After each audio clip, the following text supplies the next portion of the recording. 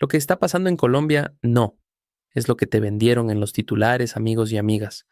Porque sí, viste las imágenes de miles de personas en la Plaza Bolívar, viste las banderas, viste a Gustavo Petro en el podio y pensaste, bueno, Colombia se levantó contra Trump, fin de la historia. Pero espera, porque aquí es donde se pone realmente inquietante.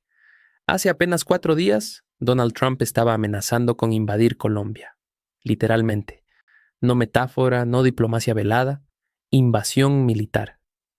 Le dijo a Petro que se cuidara el trasero, que podría ser el siguiente en la mira, que Colombia no iba a seguir así mucho tiempo. Amenazas de intervención contra un país soberano, como si estuviéramos en 1954 en Guatemala, como si la historia de América Latina no tuviera cicatrices suficientes. Y de repente, horas antes de que miles de colombianos salieran a las calles para defender su soberanía, ¿qué pasa? Una llamada telefónica, 1 hora de conversación, directa entre Trump y Petro. Primera en un año entero de insultos, sanciones, acusaciones sin pruebas. Y el tono cambió, completamente. Se está desmontando el relato en tiempo real, amigos. Y lo más inquietante no es lo que pasó en esa llamada, sino qué no nos están diciendo completamente. Quédate conmigo, porque vamos a desmontar esto capa por capa.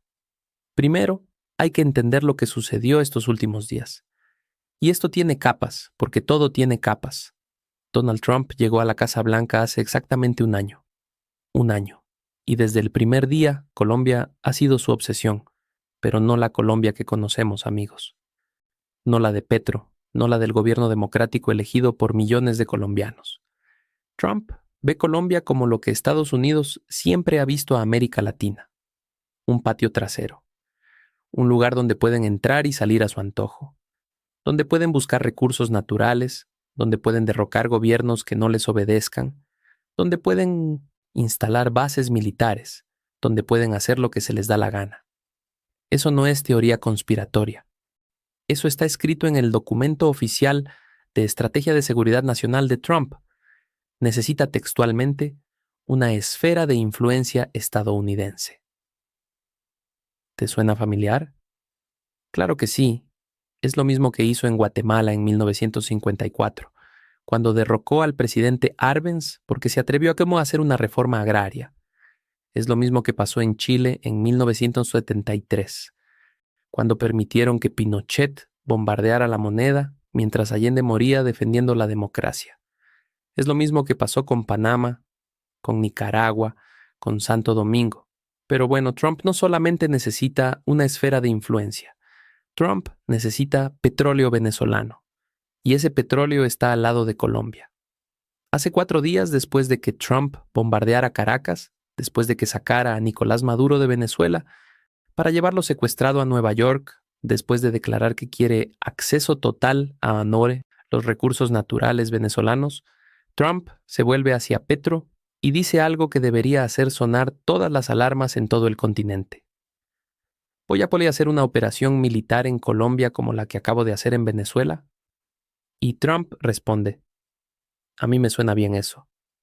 A mí me suena bien. Eso dijo. No, lo voy a considerar. No, hablaremos de eso. A mí me suena bien.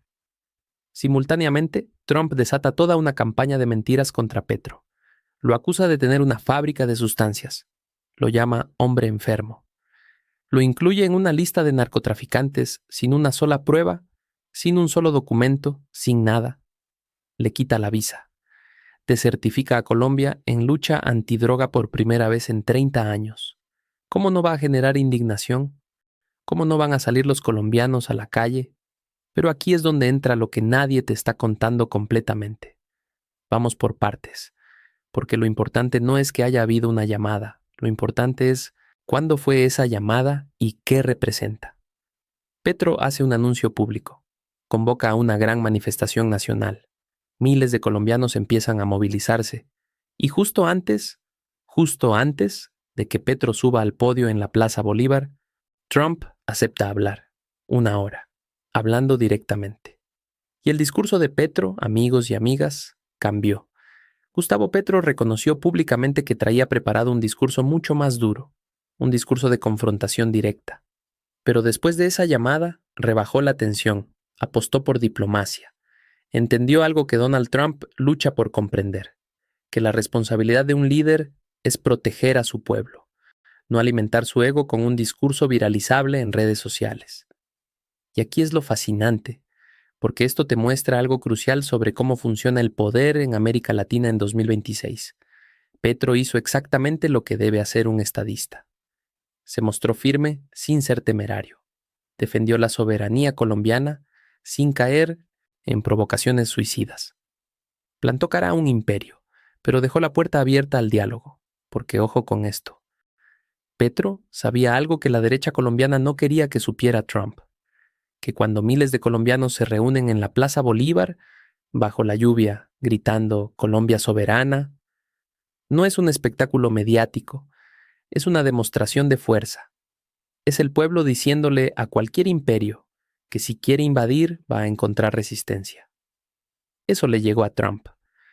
Y cuando Petro entró en esa llamada con cifras, con datos sobre operaciones antidroga conjuntas, con la realidad de la lucha que Colombia ha librado contra el narcotráfico mientras Estados Unidos apenas limpia su propia sangre, algo hizo clic. Donald Trump, que según reportes no sabe distinguir Colombia de Ecuador, que probablemente creía las mentiras que le metieron en la cabeza sectores de la derecha colombiana, tuvo que confrontarse con la verdad. Y su respuesta después de la llamada fue: ha sido un gran honor hablar con el presidente Gustavo Petro. ¿Un gran honor? Hace 4 días le decía que se cuidara el trasero. Eso no es una tregua. Eso es algo más importante. Eso es una demostración de que incluso Donald Trump, incluso con todo su narcisismo, su mentalidad de bulldozer, su convicción de que puede hacer lo que quiera, tiene que pensárselo 2 veces cuando millones de personas dicen: aquí no pasas. Pero bueno, seamos prudentes, muy prudentes, porque con Donald Trump no puedes asumir que tiene una mínima racionalidad. Lo que pasó esta semana podría cambiar mañana. La historia de América Latina está llena de estos episodios donde parecía que habíamos ganado, que habíamos plantado cara, y luego llegaba el siguiente golpe. Piénsalo bien. Guatemala, 1954. Estados Unidos permitió que la CIA derrocara a Jacobo Arbenz, un presidente democráticamente elegido, porque se atrevió a tocar los intereses de la United Fruit Company. 30 años de dictadura y genocidio después. Chile, 1973. Salvador Allende ganó con un programa de cambio social. Estados Unidos no lo permitió. Pinochet bombardeó la moneda y desapareció a 30,000 personas. 30 años de dictadura también. Nicaragua. Y si eso no funciona, invade. Trump ya pasó los primeros 3 pasos con Petro. Las amenazas de invasión fueron el cuarto. Lo que pasó en Colombia estos días fue que alguien frenó eso, temporalmente, porque miles de personas dijeron: aquí no. Pero esto forma parte de un patrón más grande.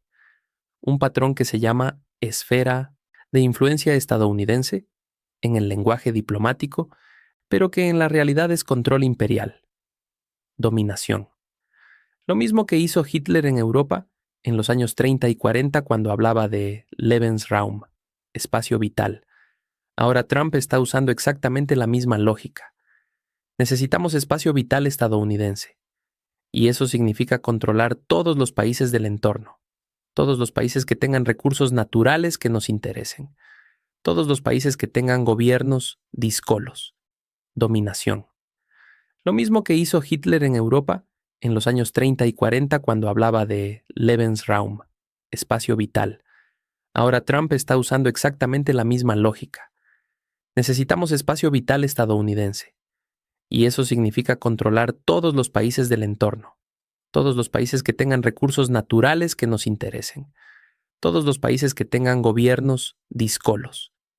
Y Petro es definitivamente un gobierno díscolo.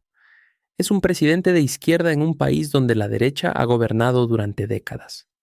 Es alguien que se atreve a hablar de justicia social, de reforma agraria, de terminar con la desigualdad. En el manual imperial estadounidense, eso te convierte en un objetivo. Ahora bien, escúchame bien porque aquí viene lo importante, lo que los medios no están explicando con la profundidad que merece. El llamado de Trump a Petro fue una victoria diplomática, pero no es una victoria definitiva. No es ni siquiera una paz. Es un respiro, un tiempo muerto en un partido que sigue en juego. Trump anunció una reunión presencial en la Casa Blanca. Una cosa es hablar por teléfono, amigos. Otra es estar en el territorio del poder, en la casa del imperio, donde tienen toda la información, donde conocen todos tus movimientos, donde controlan el ambiente completamente. Y hay un pequeño detalle. Petro tiene la visa cancelada. Tiene prohibido entrar a Estados Unidos. Así que antes de esa reunión van a tener que resolver eso. Y cuando resuelvan eso, van a tener que negociar. ¿Y qué negocia el imperio? Siempre lo mismo. Acceso, recursos, control. Porque ojo con esto, porque aquí es donde se llena el vacío incómodo de preguntas que nadie quiere responder. ¿Qué le prometió Trump a Petro en esa llamada? ¿Qué le pidió Trump a cambio de bajar el tono? ¿Qué tipo de acuerdos se pactan cuando el imperio presiona y tú necesitas evitar una invasión? Estos son los detalles que no se publicitan. Estos son los negocios oscuros que se hacen detrás de puertas cerradas. Porque la realidad es que Trump sigue queriendo petróleo venezolano. Sigue viendo a América Latina como su patio trasero. Sigue dispuesto a usar la fuerza militar para imponer su voluntad. No solamente en Colombia, también en Groenlandia, que también ha amenazado con anexionarse. Lo que pasó no es que Trump se convirtiera en un demócrata que respeta la soberanía. Lo que pasó es que Trump calculó que la resistencia local era más costosa que la diplomacia temporal. Pero eso puede cambiar. Con Trump, todo puede cambiar en un tuit. Petro jugó bien sus cartas. Muy bien, la verdad. Demostró que se puede ser firme sin ser loco, que se puede defender la soberanía nacional sin caer en provocaciones suicidas, que se puede plantar cara a un imperio y al mismo tiempo dejar abierta la puerta a la negociación. Pero amigos y amigas, no nos engañemos. Las amenazas de fondo siguen ahí. Ahora déjame llevarte al momento crucial de todo esto. Petro subió al podio en la Plaza Bolívar frente a miles de colombianos y dijo algo que necesitaba escucharse, no solamente en Colombia, sino en todo el continente.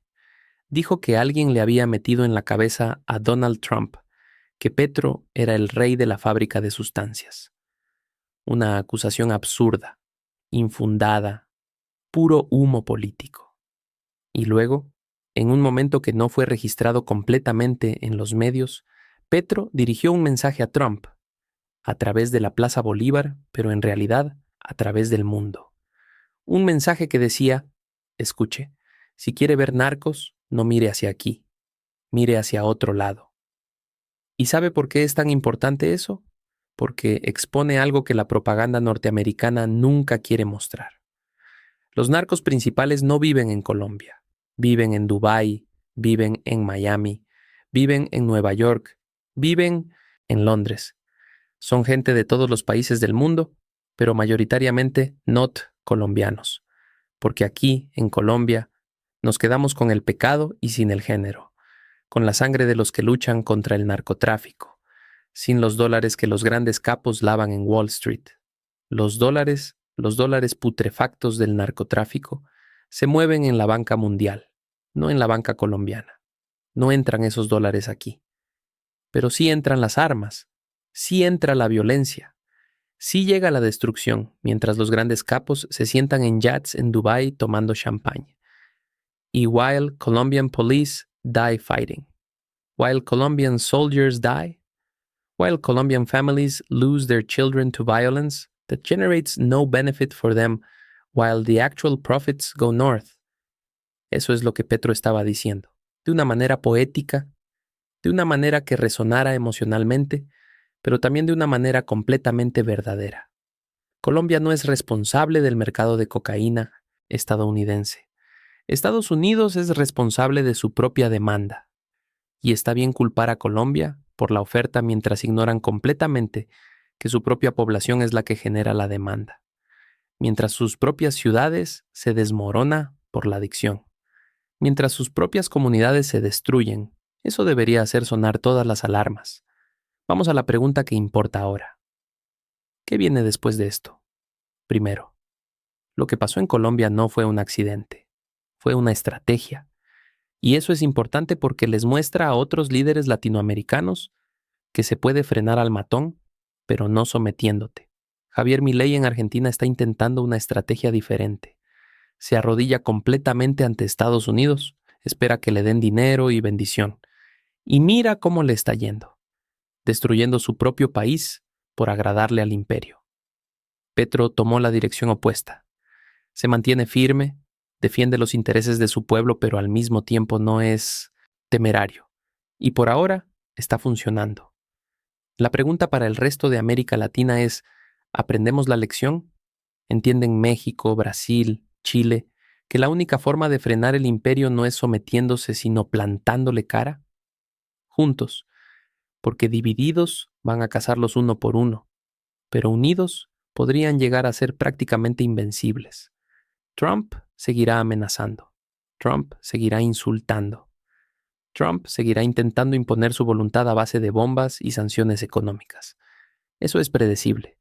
Es su patrón. Pero lo que pasó esta semana demuestra que tiene límites, que cuando se le confronta con la realidad, cuando se le muestra que hay resistencia, cuando ve que no va a ser tan fácil como fue en Granada, como fue en Panamá, como ha sido en otros lugares sin soberanía real, tiene que pensárselo 2 veces. Eso es importante, porque significa que el poder del imperio no es absoluto, porque significa que nosotros, los pueblos de América Latina, tenemos más poder del que creemos. Amigos y amigas, lo que está pasando en Colombia es el inicio de algo, no es el final, es apenas el comienzo. Hace 4 días Trump amenazaba con una invasión. Hoy tiene que hablar civilizadamente con Petro. Mañana va a intentar colocar sus piezas de nuevo en el tablero. Pero una chispa se encendió, una pequeña chispa de resistencia, de un pueblo que dijo, no. Y esa chispa, si la cuidamos, si la protegemos, si la expandimos a otros países, a otras ciudades, a otros pueblos, podría convertirse en un fuego que el imperio no pueda apagar. La historia de América Latina está llena de momentos así, momentos donde parecía que todo estaba perdido. Y entonces de repente la gente se levantaba, se organizaba, plantaba cara. ¿Será esta la vez que las cosas cambien para siempre? Eso depende de ti, de nosotros, de si aprendemos la lección o si volvemos a dormirnos. Cuéntame en los comentarios. ¿Crees que América Latina puede realmente frenar al imperio? ¿O piensas que Trump va a intentarlo de nuevo en breve? Porque esto está lejos de terminar, amigos. Este es el comienzo de un juego de ajedrez muy peligroso. Y Colombia acaba de mover su mejor pieza. Ahora es turno de los demás.